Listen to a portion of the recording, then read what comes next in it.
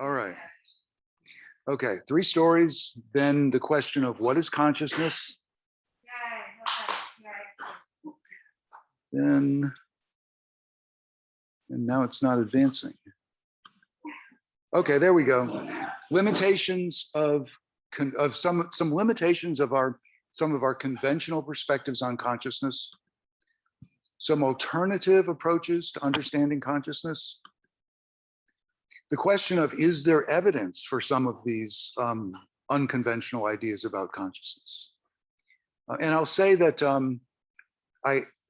there's a lot more I could say about these alternative approaches and the evidence. I have I'll say a good bit here, but there's a lot more I could say. I just had to cut it because I wanted to save room for the most important part of the presentation, which is these last 3 things. Can these larger perspectives on consciousness enrich our lives? Can they revalorize our lives? And the word revalorize I got from my Buddhist teacher, Jeff, and it refers to rediscovering the value of our lives. And you'll not be surprised that I think they can.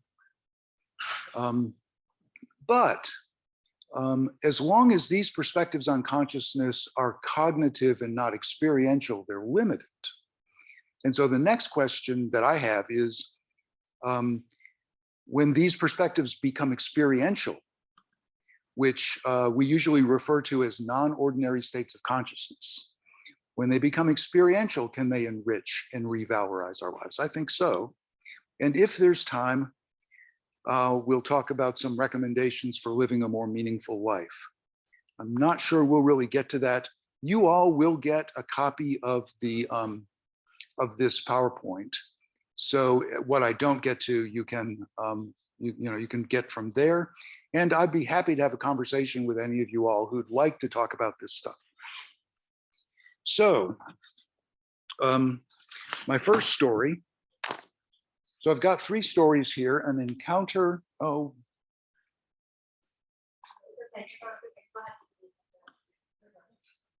It's there. An encounter with immensity, and that's a story from my own life. A story from a psychologist named Elizabeth Lloyd Mayer, The Harp That Came Back, and a story from a psychiatrist named Guy Corneau, The Opening of the Heart. So my story. So it was the spring of 2007, and I was at a meditation retreat with my Buddhist teachers, Jeff and Gisela, at the Southern Dharma Retreat Center, which is about an hour outside of Asheville, up higher in the mountains. And it's a lovely sanctuary, a lovely and rustic sanctuary. And it was the second day of the retreat. And I was sitting in the meditation hall during one of the morning meditation periods. It was a beautiful and lush spring morning. Everything was green, and we were surrounded by the beautiful, gently sloping Appalachian Mountains. At the time, I'd had a meditation practice for about 15 years. And this was about my 6th or 7th meditation retreat. I can't remember exactly, in the last previous 4 or 5 years with Jeff and Gisela. So these silent retreats are an opportunity to really go deeper, much deeper than we usually can with a meditation practice or spiritual practice. And as I sat cross-legged on my cushion, following my breath, noticing my thoughts, and allowing my mind to get quiet, something unexpected caught my attention. I sensed what felt like a vast presence. It was not something I could see or hear, but I vividly felt it. I'd never experienced anything like this, and it immediately caught my attention, and my mind quickly became very still. For the rest of this meditation period, I sat quietly with this vast presence. It was probably the quietest my usually busy mind had ever been at that point in my life, and the stillness was effortless. At one point, though, the sheer size of the presence triggered fear. I felt like a mere bug compared to it. And what if it decided to step on the bug or accidentally stepped on the bug? I sat with the fear, noticing also a sense of spaciousness, and the fear passed. As I continued to sit, just kind of watching, paying attention, I got a sense that I got a sense that the presence was cold and uncaring. But that perception soon opened to something else. It seemed that the presence did not care about whether I got what I wanted in life, that it did not care whether I found the relationship or job I wanted or could afford the car I wanted. Felt like it didn't even care if I got sick and died. Yet there was the sense that it cared very much about something. A big picture that was so large that I couldn't see it. I don't know if this is an accurate perception, but it felt like it maybe cared about my soul and all souls over a very, very long stretch of time. Just as I remember it, I find that very moving. Once again, over a very long stretch of time, such as maybe many lifetimes, it felt like it cared in a way that is difficult for a human to appreciate, but that felt really deeply meaningful, uninterested in satisfying my desires or helping me avoid unpleasantness, but concerned with larger things. So when the sit ended, we moved on to yoga and then to lunch, and my sense of the presence gradually faded. The following morning, I was fortunate enough to have an interview with Jeff. We met in a small building not far from the retreat center's main building and sat at this rustic wooden table and talked. I told Jeff about my experience and he listened with interest. When I finished the experience, Jeff paused and then looked at me intently and said, "So, was this immensity other than you?" Skillful teachers have a way of asking unexpected and profound questions. I knew what he was getting at and was disappointed with myself for not having thought of it in the moment. So I think I said as much also, and he kind of made a joke of it. We continued to talk about the experience, and a few minutes later, something else unexpected happened. Suddenly, the sense of the immensity was back. And I quickly asked myself, is this vast presence other than me? And the answer I got back was a very clear no. And then I asked myself, is it other than Jeff? I got back a no. Is it other than the chairs we're sitting on and the table right here? The answer was no.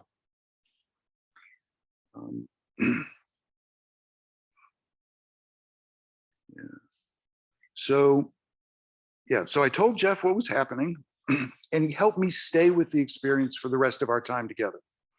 During the time, I noticed something else, that it appeared that Jeff and I and everything else in the room were somehow condensing out of this immensity and into existence.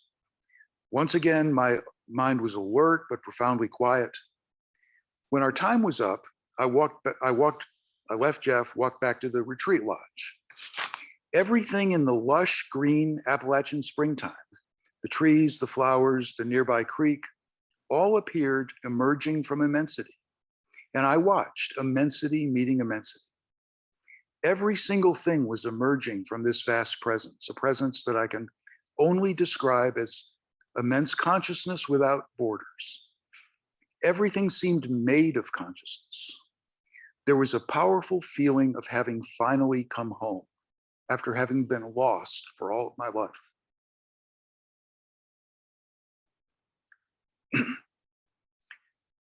So there's more to the story, but this is probably where I need to stop for today's purposes. So the story is an example of a mystical experience, something that occasionally happens to meditators if you keep at it long enough, and that fairly frequently happens in psychedelic-assisted psychotherapy. Like other mystical experiences, it had a noetic quality to it, meaning that it felt more real to me than everyday experience, and it still does. It was one of the most profound experiences of my life, and it was life-changing. It started to change my sense of identity, my sense of the nature of this universe we live in, and essentially, it changed everything. So maybe we should pause and take a deep breath here. Kind of an intense story. The next story is different, not as intense, but intriguing in its own way. And it's the harp that came back from Elizabeth Lloyd Mayer. So this story is from her 2007 book, Extraordinary Knowing. Now, Dr. Mayer was a psychologist and a pretty remarkable or accomplished psychologist, I guess I should say. She was a psychoanalyst, college professor, journal editor. She graduated from Radcliffe, got her doctorate at Stanford, was a supervising analyst with the San Francisco Psychoanalytic Institute, taught at Berkeley, the University of California Medical Center, and the San Francisco Psychoanalytic Institute. So she passed away in 2005, shortly after she finished the book, but before it was published. So I kind of wanted to give you her credentials so you can have a sense that this is someone well-trained in psychology and in science, not likely to be someone who would be easily fooled or conned. So her daughter fell in love with playing the harp at the age of 6.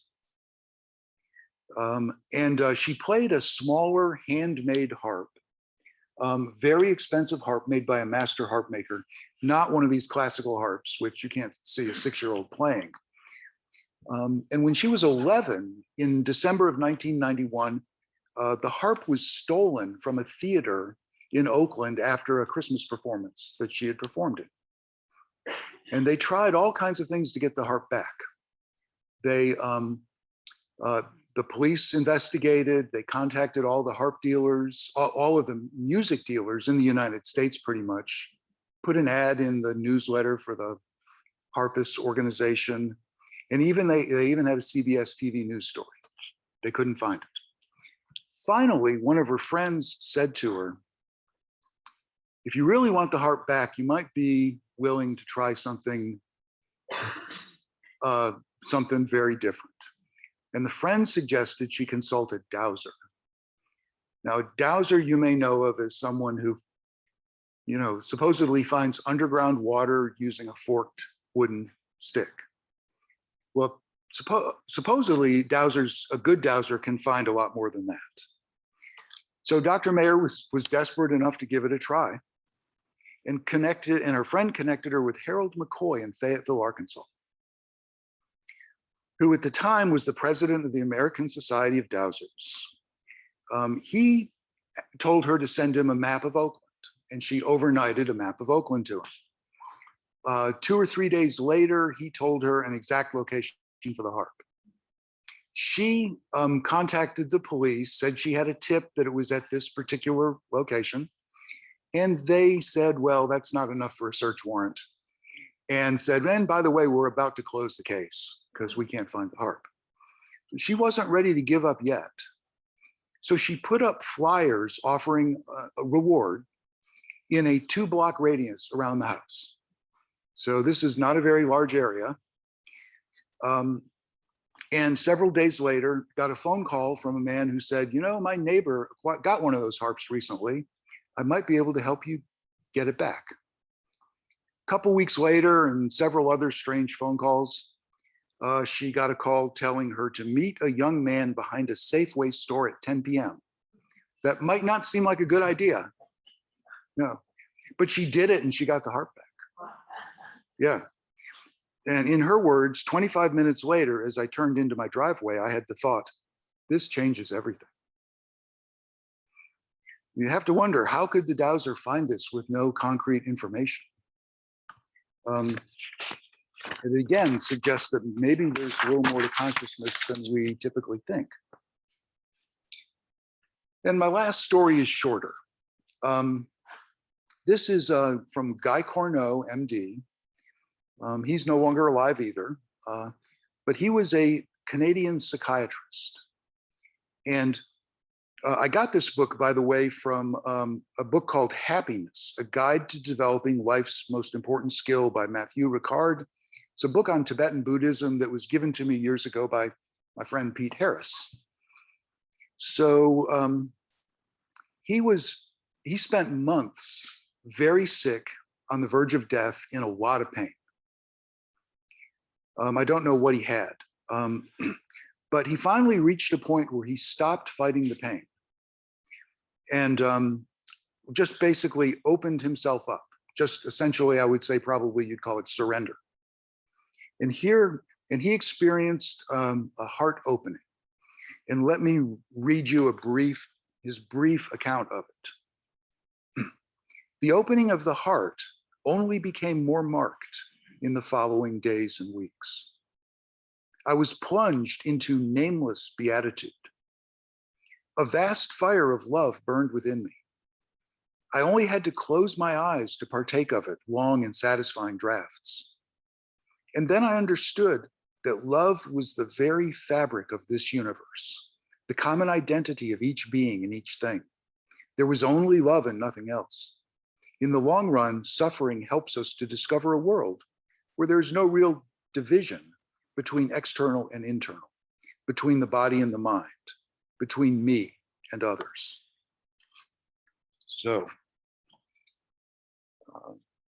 also suggests something interesting about consciousness. I'm not sure what. Well, again, suggests consciousness may be something more than we typically think of it as. So, I want to talk now about a little bit about what is consciousness, what we know about it, what we don't know about it. So, I mean, consciousness is essentially the substrate of all our experience. We only have experience because we're conscious, because we have consciousness. So it's fundamental to being human, to what we are. And yet, if you look for like definitions, the dictionary basically says the state of being conscious. That's not very helpful.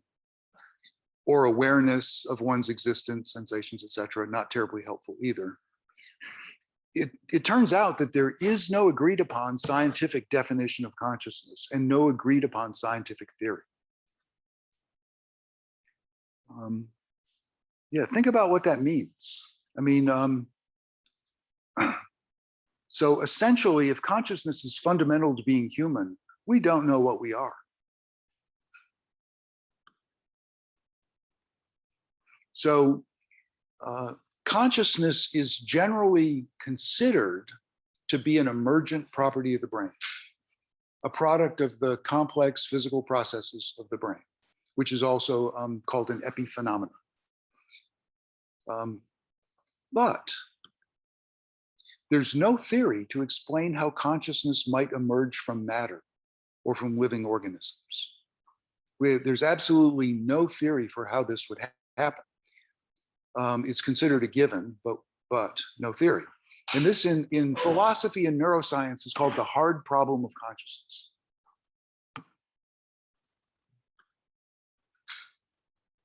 So there are a couple of philosophical assumptions here. Materialism and reductionism. Materialism is the idea that all things are basically composed of matter and all phenomenon are the result of material interactions. So then consciousness is just a byproduct of the physical brain.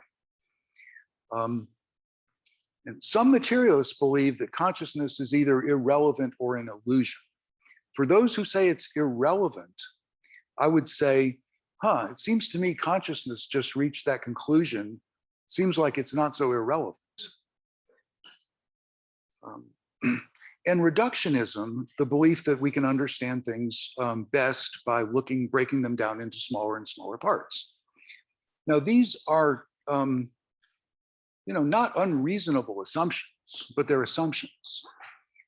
There's actually absolutely no evidence that these assumptions are actually correct, and that But you know, in terms of materialism, if you have a brain injury, it affects consciousness. If you have a stroke, it'll affect your consciousness in different ways, depending on what part of the brain the stroke happens.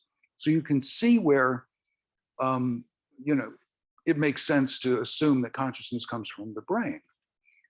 There are other explanations for that, which I'll get into though. So I don't think it proves that. And reductionism has served us well in some ways, in terms of our technology, but there's still unproven assumptions.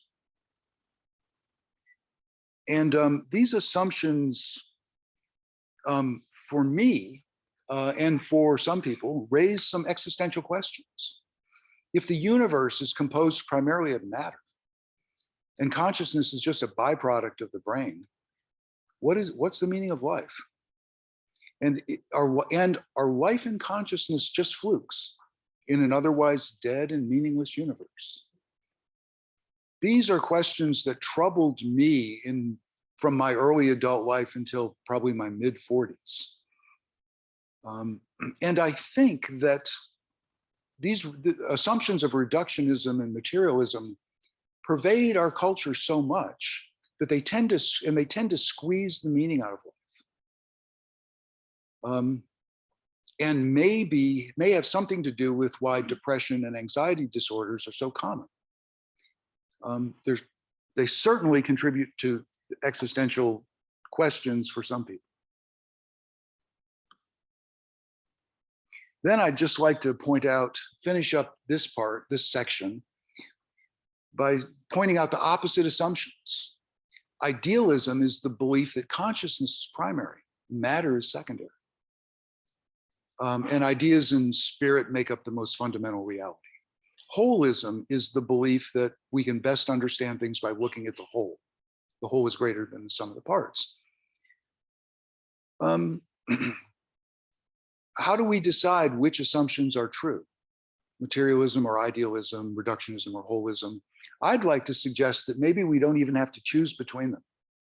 Maybe matter and consciousness are both fundamental to the universe. Maybe things are best understood by looking at the parts and the whole. Especially in the West, we tend to think in either or terms and sort of forget that we're doing that. That's not always the most helpful way to look at life, in my opinion. So, alternative approaches to consciousness. Let me get into that. And so I'm definitely going to run over here. Is that okay? Okay. I think I can keep the talk itself down to about an hour, but since we started late. So Henri Bergson was an influential French philosopher. One of the things he's famous for was debating Einstein about time, and he won the 1927 Nobel Prize in Literature. And he thought consciousness is a fundamental property of the universe, that it's a dynamic temporal aspect. Says that we can't say the brain causes consciousness, we can only talk about neural correlates of consciousness. And using the technology of the day, compared the brain to like a central telephonic exchange between the outer world and the inner world of consciousness.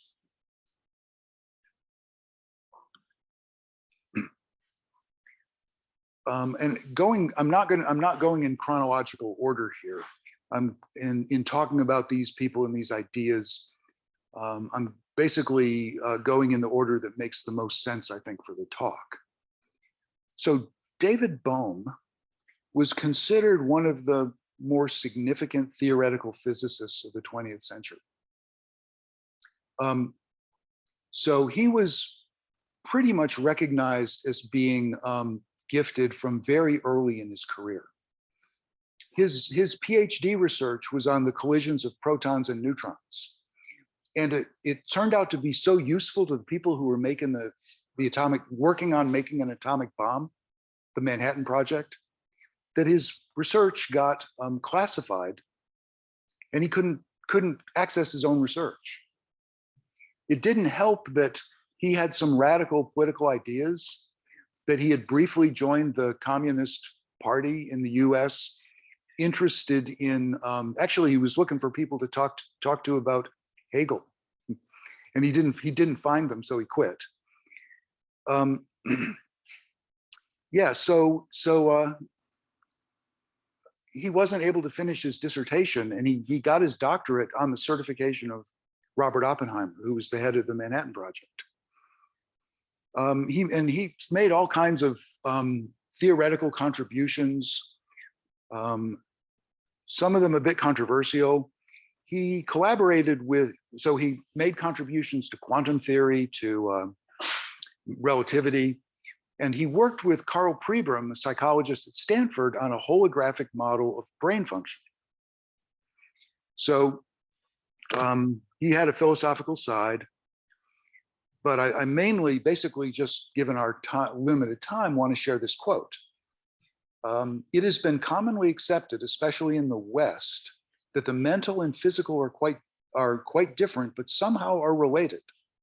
But the theory of their relationship has never been satisfactorily developed. I suggest that they are not actually separated, that the mental and physical are two aspects of something which is only separable in thought, not in reality. And he called this soma significans, the idea that everything is made up of matter and some at least rudimentary sort of consciousness.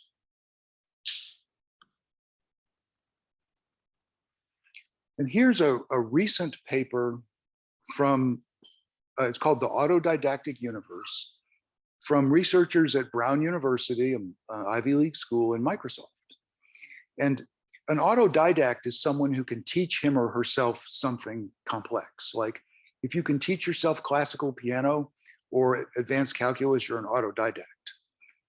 The paper, this is a theoretical paper that suggests the universe is an autodidact, learning its own laws, which get more complex over time. And to me, this suggests consciousness. It doesn't necessarily have to involve consciousness, maybe, but our autodidacts as we know them have consciousness. Learning seems to require consciousness.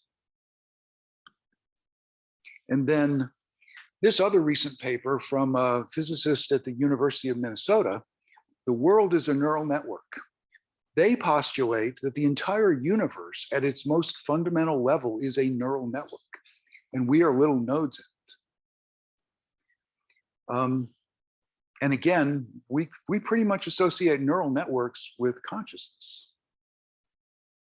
Interesting that we have in physics, several lines of thought. There are more, several lines of thought that are different from our typical materialist, reductionist assumptions.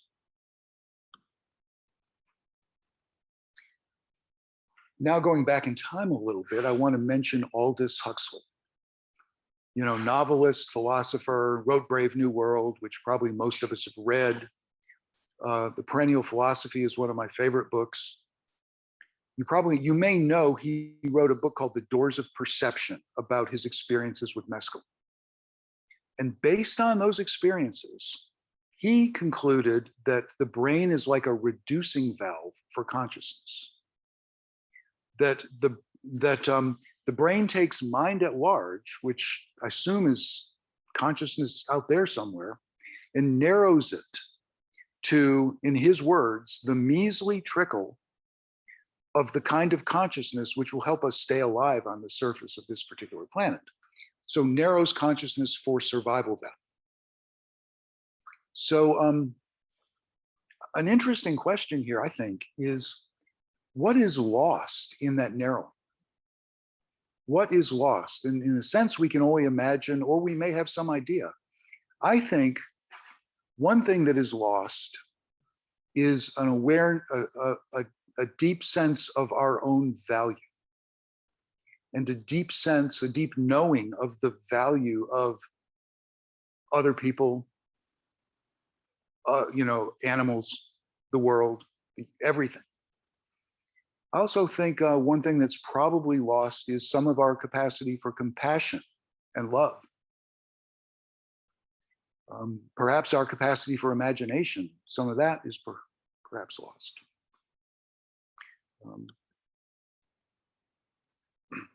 So Huxley thought that psychedelics open, at least partly open, the reducing valve of the brain and allow us to experience more of that larger consciousness. And I would say meditation does the same thing, but not as quickly or dramatically, but essentially does the same thing.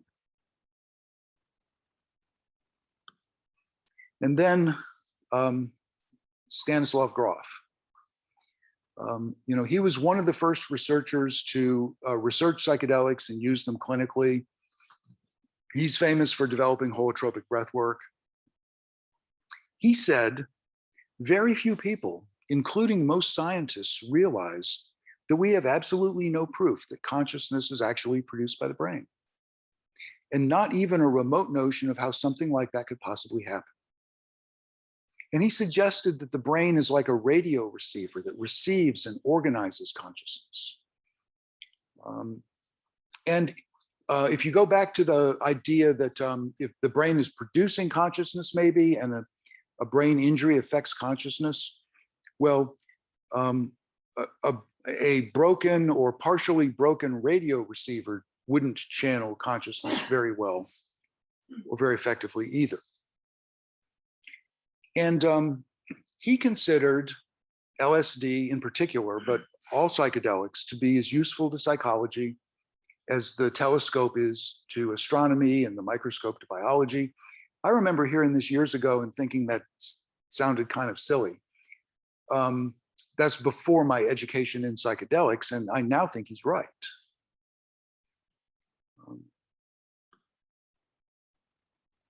So is there evidence? But is there evidence? And I'm going to go through this, try to go through this pretty quickly because of time. I'm going to spend most of the time on this first line of evidence and then do the others pretty quickly. Have any of you heard of something called the double slit experiment in physics?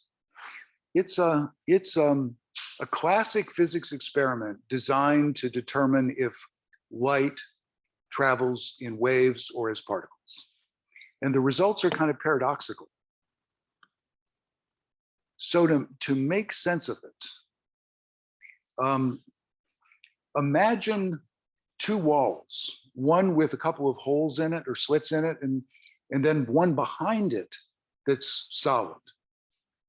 And then if you were to throw tennis balls at the first wall, some of them would bounce off, some of them would go through the slit. And if you could mark where they hit, it would look something roughly like this diagram up here. Okay, you would get basically roughly two lines of the dots. An odd thing is, if you shine light of one wavelength through the double slits, you don't get two lines. You get multiple lines. And the same thing happens with electrons. And this is because they travel in waves. So what you get when it hits the wall is when the crests come together, you get concentration. Where the troughs come together, you get much less. So it looks quite different from the tennis ball, how the tennis balls work. An odd thing about this is that, oh wait, I'm sorry, getting ahead of myself. This is an example of an actual interference pattern. The first slide B with relatively few electrons having been fired, and C, D, and E with progressively more, and you can see the interference pattern there, especially in slide E. It's clearly visible. And yeah, an odd thing, if you fire the electrons through the slits just once at a time without knowing where they're going, you get the same interference pattern. So somehow electrons traveling individually are still traveling as waves, and they call that probability wave function, and explain it mathematically. But that's not the strangest part. Here's the really odd part. If you set up detectors in front of each slit, so you can tell which slit the electron goes through, there is no wave pattern. If you set up detectors after the slits, there is no wave pattern. You just get like the tennis balls. So it seems that observing the electrons affects the outcome of the experiment. Observation, which is an act of consciousness, seems to affect the outcome. Some people will tell you this proves that mind affects matter. I'm not going to say that because physicists are still arguing about what this means. But it certainly suggests the possibility. There's another series of double slit experiments, which are kind of odd, which add to the idea that observation maybe affects the outcome. What they did was they had people near the double slit machine imagining that they could see the electrons going through one slit or the other. So they've got their attention on it and they're imagining they see the outcome. And the prediction was that the interference pattern, the wave function, would be less. And that's exactly what they got. Significantly less interference pattern. They also kept track of which of the subjects were meditators and which weren't, because meditation trains focused attention. So you would think it would be useful to the task. The meditators did significantly better than the rest of the subjects. And then they repeated the experiment with the people who'd done well, and they got even more statistically significant results. So there's a lively debate about what this means, including whether they use the right statistics. And so I'm not going to try to tell you this proves anything. I'm really trying to raise questions today more than prove anything. So these were published in the journal Physics Essays, and here are the published papers. So briefly, I want to talk about two other things. Princeton University for 15 years had what they called the Princeton Engineering Anomalies Research Lab. And they used random number generators, devices that actually produce completely unpredictable sequences of zeros and ones. And the whole point was to see if individuals could affect the functioning with their minds. And the results seem to say yes. The effect's not very strong, but by chance, you would expect 1/3 of the results to look like they had been successful. Actually, 2/3 of the trials, 2/3 of the volunteers were able to affect the random, or seem to affect the random number generators. So, and some people produced results so distinctive that the staff could recognize it by looking at the pattern. So there's debate about that too, of course. And then the last thing I want to mention is this 1992 study, Effects of Group Meditation Practice on Violent Crime. What the researchers assembled a large group of meditators over a period of 2 months in Washington, D.C. They started with like 600, and these were all people trained in transcendental meditation. Started with 600, and at the end, they were almost 4,000. And the hypothesis was that all these people meditating in DC would actually have an impact on the amount of violent crime during that time. They got the crime data from the DC police force, and they controlled for a lot of things, including weather, daylight, crime, historical trends, annual patterns in other cities. And here's the result. The ascending green line is the number of meditators. And the brownish line going down is the decrease in violent crime over that time. And this thing has been, this is the largest, I think, study of its type, but it's essentially been replicated with smaller studies about 50 times.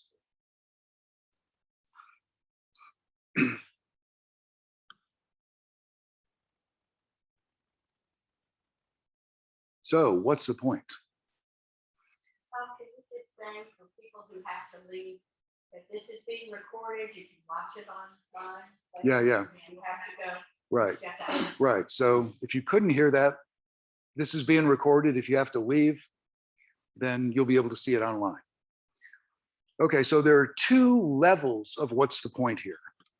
The superficial one is just simply that, consciousness might extend beyond the body, might be able to directly influence matter, might be able to influence others, might be a fundamental quality of the universe itself. But the deeper, more important point I want to make is the idea that these materialist and reductionist perspectives that are so common have obscured a lot of the meaning and beauty and immensity of the universe for us. Our cognitive understanding tends to be like a filter, and only some things get through. And I think that I'm suggesting that, these neuroscience perspectives, and there's a lot of broad science, you might call it, that's more progressive, that's not so narrow. These kind of neuroscience perspectives might squeeze a lot of the meaning out of life. And that these larger perspectives can help us rediscover what's lost, including Einstein's wonder and awe. And also revalorizing our lives. But for these larger perspectives to be really transformative, they have to be experiential, not just cognitive. We have to know them or feel them in our bones, in our guts, in our hearts, not just a cognitive experience.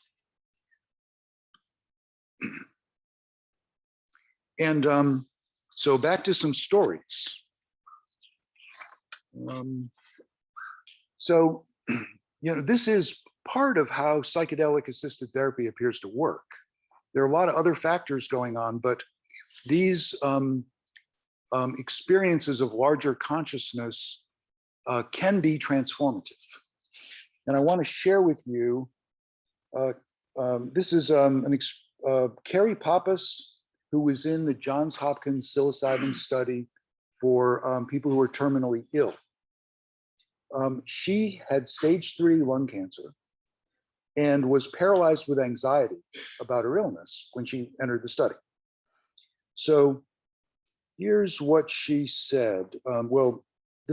Some of this is quotes from her. Overall, it wasn't the enjoyable trip she expected. I was plunged into the darkest, most despairing landscape, she recalls. At first, in her altered state, she felt she was being shown a truth, that life was meaningless. Eventually, though, a glittering jewel emerged from the bleakness, accompanied by the words, right here, right now. I recognized that the jewel was me. I have worth and meaning, Papa said. And those words, right here, right now, are still my mantra today. So it took her some time to process all this, but she came away transformed. Since the treatment, she's had serious challenges, including metastasis to the brain. She's been able to face the setbacks. I live right here, right now. I'm not scared or full of anxiety, she said. The experience transformed my inner perspective on a cellular level. All these years later, I'm truly living.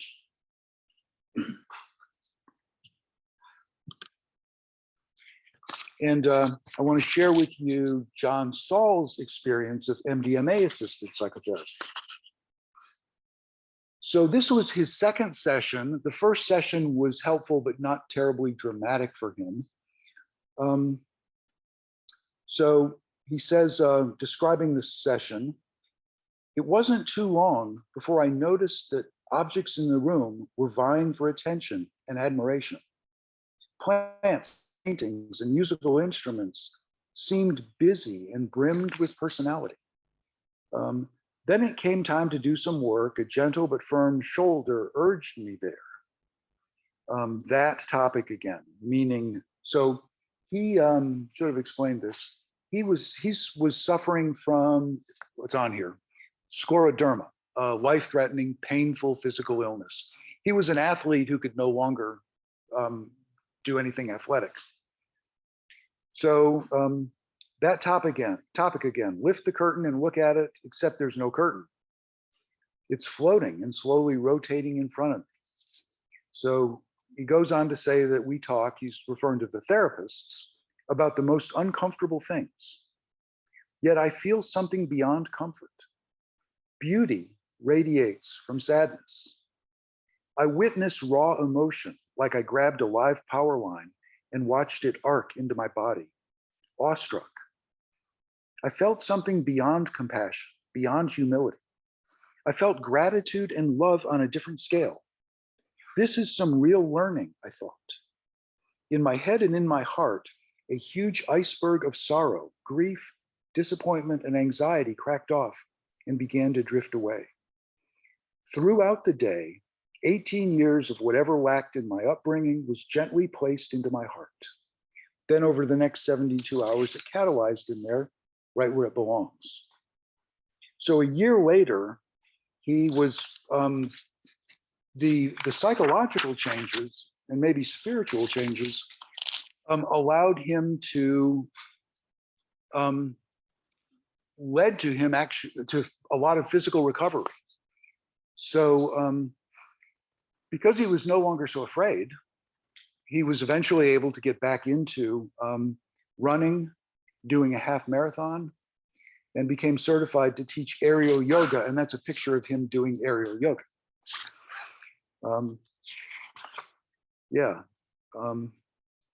I still drop pills onto the floor on a daily basis, but they are vitamins, not opiates. Yeah. So this is David Ditchfield's near-death experience. Another kind of altered state of consciousness or non-ordinary state. People, sometimes when people come very close to dying and then come back, report these profound spiritual experiences. And they are often life-changing. So David had got his coat stuck in a train door as he was seeing a friend off at a train station. Couldn't get the coat off, couldn't get the coat out of the door. He was dragged down the platform onto the tracks, and he survived, but his left arm was severed at the elbow and he almost died. So he had a near-death experience, and then he talks about the aftermath. I could see pulsating colors like little orbs, much brighter and sharper than any colors I'd seen in my normal life. Watching them was really relaxing and therapeutic. It was such a beautiful place with a feeling that I was being cared for and supported. I thought that this is what it must be like to die, and then wondered if it meant that I had just died. The sensation of love became stronger, and as I looked at my feet, I saw a huge tunnel of light drawing closer toward me. I felt, and I still believe this now, that the white light was the source of all creation. I never dreamt I would ever see something so beautiful. It was the light of pure, unconditional love. Every molecule of my body was pulsating with love and light. It was the most incredible sensation. I felt more alive than I ever had before. I felt like I was experiencing the true reality while my old world was just an illusion. At that point, I felt certain that I was dead, but I didn't feel any fear or regret. I laid my head back and laughed because I felt so joyous. Then suddenly I was back at the hospital with an overdrive of noise and light and people and frantic voices. I was being rushed into the operating theater. So, and here's what he says 14 years later. Keep in mind that, he's had to adjust to having his left arm, cut off at the elbow. But he doesn't feel the need to talk about that. I feel like I'm living in different dimensions rather than just one. I'm much more sensitive and can pick up on the energy of places and people. It has made my life so much more interesting. I have a lot more appreciation for nature, and the world seems a beautiful place. I love watching animals and insects, watching the seasons change. Before the experience, I was so immersed in myself that all of those things just didn't exist for me. They were just there. It's changed my relationships too. I'm a lot more understanding rather than feeling disappointed with people. I have a much broader take on how people work. This helps me to be more supportive of the people around me. He took up painting, and that's one of his paintings. And he also took up composing classical music after that. So probably I need to move towards wrapping this up. Let me see the time. Yeah, so I will mention, I've got two more of these. I'm going to just mention one. This is a wonderful, fascinating book, LSD and the Mind of the Universe, written by Christopher Bache. I had the opportunity to be in a book group with him in my psychedelic therapy training at CIIS. He's a philosophy professor, essentially, retired, who from 1979 to 1999 did 73 high-dose LSD experiences, like about 500 milligrams, which is a lot. And the book is about his life-changing experience of the living intelligence of the universe and of deeper and deeper levels of reality. I'm going to skip my other example for time, and a few just quick recommendations. This won't take long at all, and then maybe we can have some questions. So yeah, so first of all, try considering larger perspectives. And I think of Blake, to see a world in a grain of sand and a heaven in a wildflower. Hold infinity in the palm of your hand and eternity in an hour. Or Rilke. A billion stars go spinning through the night, blazing high above your head. But in you is the presence that will be when all the stars are dead. Yeah, and poets are a great place to find these larger perspectives in a way that really deeply resonate. So try exploring art of all kinds, poetry, music, painting, whatever, both in appreciating it and maybe doing it yourself. Artists have a way of sometimes conveying these larger truths in a way that reaches us more than just in the head, that we can feel in the heart and in the gut. Consider taking up meditation or yoga or some contemplative prayer or some spiritual practice. Consider attending a retreat. Try holotropic breath work with a good guide. Keep your eyes on the psychedelic research, because that may be the quickest route. It's not legally available except for ketamine, but that's something to keep your eye on for the near future. And then I just have some references. I'll be happy to take any questions if you all have them. Questions or thoughts or observations. Or Sonia, yeah. When you were talking about the experiment of the transcendental meditators and the decrease in crime, and we look at the way that the crime rates, the violent crime rates have spiked up, I think about all of the meditators that weren't getting together over the past 2 years. Yeah. I mean, this seems like the economics guys could do some research on this and try to dig into that a little bit. I would never hear about the spike in crime. I flooded with guns and people were stressed out. And that's probably contributing to it. But the research that you just shared makes it.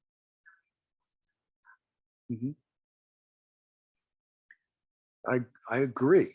I agree. Maybe it would be useful for us to do something like that ourselves. We meditate in our Maybe in a group.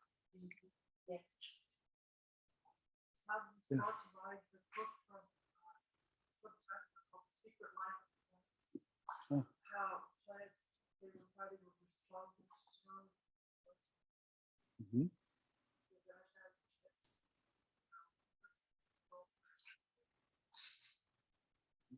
Thank you. I agree, Michael. Yeah. Yeah. I mentioned the phenomenon of extrasensory perception. I just think of my Yeah. experience with mystical miracles and people that truly were very psychic, Mhm. truly had a power of knowing just by seeing, just by terms of illness or just character and area. And so I think that in one thought that we all had to do that if we could just concentrate on it. I disagree. Yeah. But I think that was, to me, the mystical talent of the consciousness of people with true existential perception is something people have. Yeah. And a lot of people think it's bogus, and there are a lot of bogus. Yeah. Yeah. An interesting thing is so we have a long time, 50, 60, maybe more years of like actual research in things like telepathy. If you take all the published studies, and I say this because it's been done by a man named Dean Radin, take all the published studies and do a meta-analysis, which is the same thing we do with psychotherapy studies. What you get is a pretty significant effect that it's actually there is what that suggests. That's the same. So psychotherapy studies tend to be mixed in terms of their results. If you do a meta-analysis of a large number of them, you get significant results. And that's used, as a rationale for, proof that psychotherapy does work, does help. Well, this same thing is if you do that with telepathy, if you do that with seeing things at a distance, you get the same result, suggesting they're real. These women decided to come to us with these psychologists because she didn't have the gift. So Rutgers was doing a lot of studying, experimenting to see if they could actually increase the ability. Yeah. To have this kind of perception. Tom, you can ask your question. Oh, thank you. Thank you. So Tom, are you familiar with Ian McGilchrist's work on the brain and the different perceptual abilities of the hemisphere? I am not at all. Because part of what he talks about is this is not the old right brain, left brain split, because we know that all of the brain does everything, but how the world is perceived, and therefore, as he says, created by the right brain and the left brain is sort of a split. The right brain is more holistic, the bigger thing, and the left brain is reductionist, breaks it down into smaller and smaller pieces. It talks about how we need both, but yeah, interesting companion. Yeah, yeah. Thank you, Linda.